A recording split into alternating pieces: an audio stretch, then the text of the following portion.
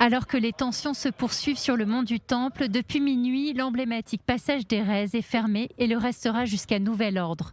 Cette sanction, conséquence directe des tirs de roquettes de ces derniers jours, a pour but d'empêcher la circulation entre la bande de Gaza et Israël. Le gouvernement israélien a opté pour cette mesure économique, la préférant à une opération militaire. L'objectif est d'exercer dans un premier temps une pression économique sur le Hamas, afin que les tirs cessent depuis Gaza. Chaque jour, ce sont plus de 12 000 travailleurs qui franchissent ce passage, ce qui correspond à un apport financier en direction de Gaza de 5 millions de shekels par jour. Une manne financière conséquente qui pourrait manquer non seulement aux Gazaouis mais également au Hamas.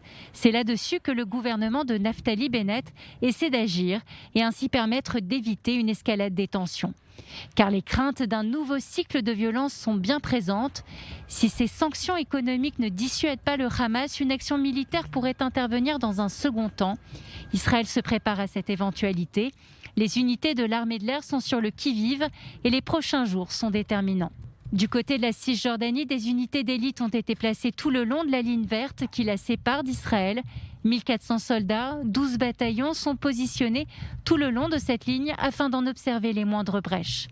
Dans la nuit de samedi à dimanche, plusieurs personnes ont été arrêtées à l'ouest de Jenin, au point de passage de Dotan. Ils sont soupçonnés d'activités terroristes.